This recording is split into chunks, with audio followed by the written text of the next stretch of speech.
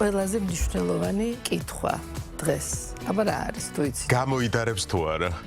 ნინაკო, გვიქარი. ტონალობა შეგვეცვალა უკვე. გამოიდარებს ნინაკო თუ არ გამოიდარებს? როდის გამოიდარებს? თორე რო გამოიდარებს, მაგაში არ მეპარება. მოგესალმებით კიდევ ერთხელ.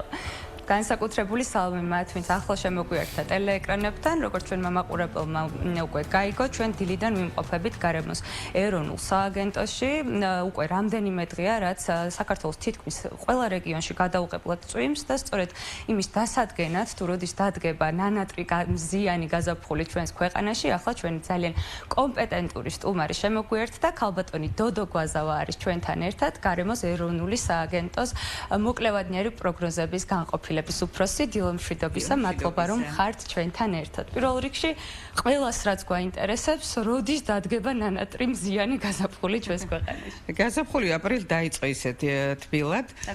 კი, საკმაოდ 28 გრადუსებით ფიქსირდებოდა დასავლეთ საქართველოში, აღმოსავლეთში 23 გრადუსამდე, მაგრამ 8 აპრილიდან ის ცივი ჰაერის მასები, რომელიც განაპირობებდა ამ დღეების განმავლობაში ამით საქართველოში, გამოიწვია ტემპერატურის მკვეთრი დაცემა, ნალექები მაღალმთიან რაიონებში ზოგან თოვდა, დაბლობ რაიონებში და ბარშიც ზოგან გათოვდა, მაგალითად 10-ში 11 აპრილს მკვეთრად დაეცა ტემპერატურა დილის საათებში და ცალკეულ რაიონში თოვლიც მოვიდა, აგრეთვე ჰქონდა წაყინვებიც შიდა ქართლში, ქვემო ქართლში და აგრეთვე საქართველოს მთიან რეგიონებშიც უარყოფითი ტემპერატურა, რამაც იმოქმედა განსაკუთრებით ხეხილზე.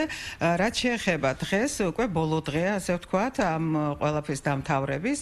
დასავლეთ საქართველოში ღამით უმეტეს რაიონში წვიმდა წუხელ, ამჟამად უმეტეს რაიონში შეწყვეტილია, მხოლოდ და მხოლოდ აღმოსავლეთ საქართველოს უმეტეს რაიონში ესეთი ცივი და ნალექიანი ამინდი, რასაც ვფიქრობთ, რომ უკვე 4 საათიდან გამოდარება. დღევანდელი დღის 4 საათი. 16 აპრილის დღეს 4-5 საათიდან უკვე უმეტეს რაიონში შეწყდება ნალექი, ღამით გამოიდარებს 17-ში და ხვალ უკვე მზე იქნება მთელ საქართველოში, რასაც მოყვება ჰაერის ტემპერატურის მკვეთრი მომატება. დასავლეთ საქართველოს დაბლობ რაიონებში 23 გრადუსიც იქნება, როცა 9-11 გრადუსები იყო გასულ დღეებში და დედაქალაქში და მათ შორის აღმოსავლეთ საქართველოს მთლიან რეგიონში ბარშიც აქაც 21 გრადუსამდე მოიმატებს ტემპერატურა. ძალიან მიხარია, გადასარავი ინფორმაცია მივიღეთ. გვიახლოვდება აღდგომის უქმეები და ამ პერიოდში განსაკუთრებულ მატულობს ადამიანების გადაადგილება, მობილობა საქალაქთა შორისო. რომ ვუთხრათ ჩვენს მაყურებელს, როგორი ამინდი არის მოკლე პროგნოზი მომდევნო დღეების გზების გათვალისწინებით, რომ ვიღოთ. კი ბატონო, ეს თბილი ამინდები და მზიანი ამინდები შენარჩუნდება 20 აპრილამდე ყოველ შემთხვევაში. დასავლეთ საქართველოში ზემო იმერეთსა და კოლხეთის დაბლობზე მოსალოდნელია აღმოსავლეთის მიმართულების ქარის გაძლიერება და ჰაერის მაქსიმალური ტემპერატურა აქ მკვეთრად მოიმატებს და შესაძლებელია 26-28 გრადუსიც ფიქსირდებოდეს. ეს არის უკვე 19 აპრილის ამინდი და აღმოსავლეთ საქართველოში ეცით არის ესეთი პროცესები რაღაცნაირად, აი ესეთი როცა ქარი ქრის დასავლეთ საქართველოშიო, აღმოსავლეთ საქართველოში და მათ შორის თბილისში ცოტა ჭარბობს ყოველთვის ღრუბლიანობის მომატება, რომელიც ტემპერატურაზე არ იმოქმედებს იმდენად, შეიძლება 17-ში 21 გრადუსი დაფიქსირდეს დედაქალაქში, მაგრამ 18-19 აპრილს შესაძლებელია 1-2 გრადუსით იყოს მაქსიმალური ტემპერატურა დაბალი და 18-ში არ არის გამორიცხული, რომ ცოტა მცირე წვიმა იყოს ნისლთან ერთად. ისეთი მნიშვნელოვანი არ არის ეს ტემპერატურის მხრივ. შემთხვევაში გზებზე არ იქნება არანაირი დაბალ. არ იქნება გზებზე ამჟამად არის ძალიან თოვლისაფარი მომატებული მცხეთა-მთიანეთის მაღალმთიან რეგიონში.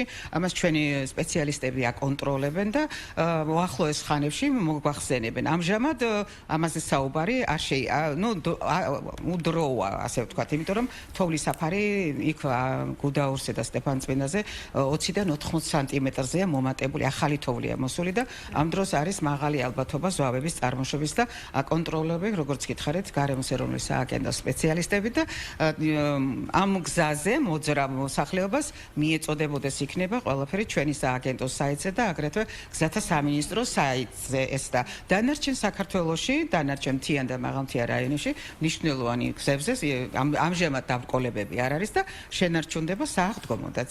ძალიან კარგი. ნინაკო. კიდევ ერთი კითხვა მინდა დაგისვათ აღდგომასთან დაკავშირებით.